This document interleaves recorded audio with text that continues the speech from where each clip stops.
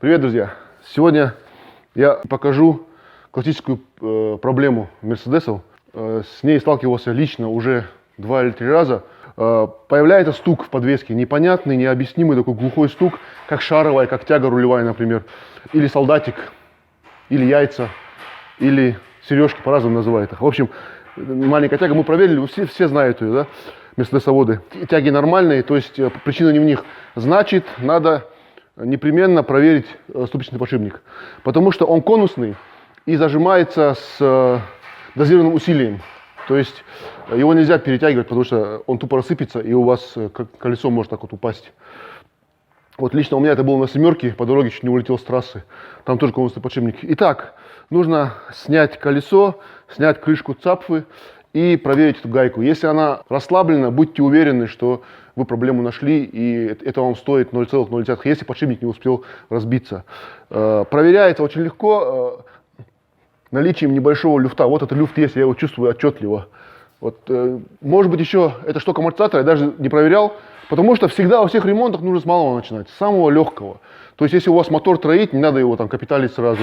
Если у вас ходовая сучить, не надо снимать рулевую рейку, то есть самый трудный момент. С малого потихонечку и уже по возрастающей делаем нужные манипуляции, чтобы выявить проблему. Итак, снимаем колесо, борт на борту, незаменимая вещь.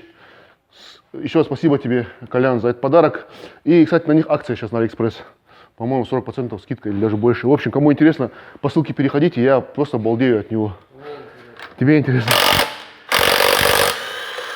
Ну, реально, жизнь облегчает. Конечно, старые закисшие болты, ржавые, он не сможет открутить. Но колесные, если вот колесо вот регулярно снималось, без проблем откручивает. Даже и ступичный болт я с ним снимал на какой-то машине, не помню. В общем, суперская вещь, работает прекрасно. Часто просят с ноги отработать, как в BMW, когда снимал, всем понравилось.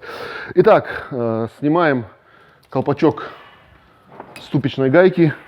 Идем поближе.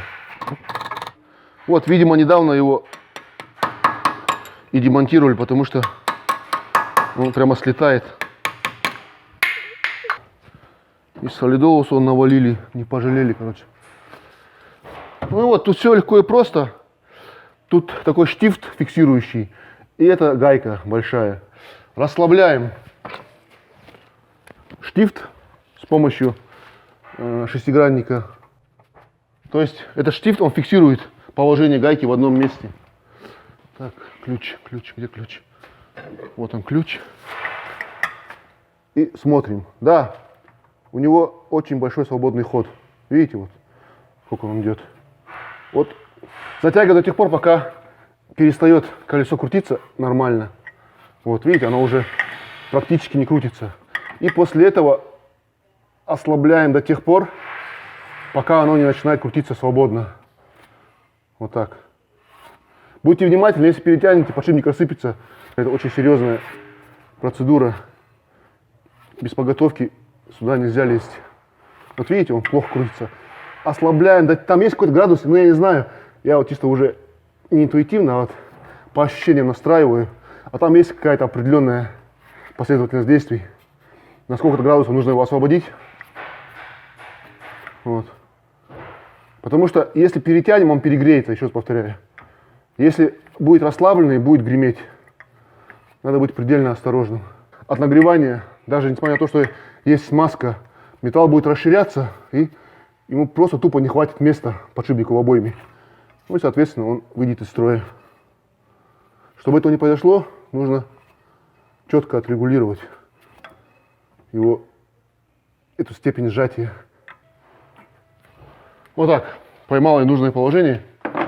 И теперь подтягиваем штифт. Не забываем это сделать, потому что иначе гайка расслабится. Затянули. У официала даже ставят такую метку здесь из краски.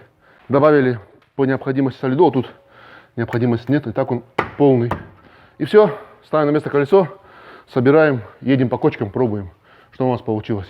Так, пишем без микрофона, поэтому за звук сильно не пинайтесь. Еще одно очень слабое место у этих машин. В старых роликах проекта вы, наверное, видели. Ни один из них посвящен этой беде глазастых. Эти вот опорные чашки пружин амортизаторов выгнивают и отламываются. Ну тут так вроде ничего, там уже гниение пошло по-любому, но чего, видишь, вот ржавчина. Но пока не критично, надо просто за ними внимательно следить. То есть постоянно их осматривайте. Если вы в момент провороните, она выломается наверх и можете в аварию попасть. Пружина вылетает. Ну, страшное дело, короче. И еще один очень серьезный косяк у этих машин. Вот в этом месте шейка рычага переламывается. Ну, тоже есть видео по этому поводу. Тоже будьте внимательны. Отсюда заходит влага, собирается, прогнивает вот это место, и она переламывается тупо. Очень опасная тоже тема. Следите за ходовой. Вообще машина изумительная, но вот такие косяки у нее есть, конечно. Ржавеет она вот тут. Вся, весь кузов уже пошел. Да, но видишь, они бывают либо вообще изумительные, либо вот такие вот бывают гнилые. Одно из двух. Ну и вот то, о чем я говорил. Видите, чашка новая. Недавно ее переварили. Кстати, очень неплохо сделали. Швы хорошие. Нормальный мастер. Иногда так безобразно, похабно делают. Просто ужас. Вот, будьте внимательны. Очень важное место. И когда покупаете машину, просто выверните колесо и осмотрите чашки. Стоит не очень дорого замена, и сами они недорогие, но это все косяк, это все повод для торга. Мы уже проехались, как правильно сказать. Мне кажется, что... Стой. Краш-тестер хочется мелко сделать. Она крепче по-любому. Она рамная. Место реально идеальное. Вот стыки плит. Вот здесь, если он расслабленный, брякает конкретно. А, смотри, как это белый цвет увеличивает салон. Реально, вот визуально увеличивает машину. Да, за ним, за МЛ, который ты хотел ударить. Так. Я ничего не слышу. Ну, как я знаю, все. Просто уже не раз, не два сталкивался. Многие приезжают, нигде не могут найти шум, надоел, стучит. Ну, просто мерседесоводом не показывал машину. А у кого-то машина есть, сразу в первую очередь туда полезут. Вот если стук похож на шаровую, на тягу или на солдатика, сразу проверяйте подшипник. Ну, при условии, конечно, что все эти элементы целые. Ну, такой вот полезный совет для глазастых водов. Всем всего доброго. Пока.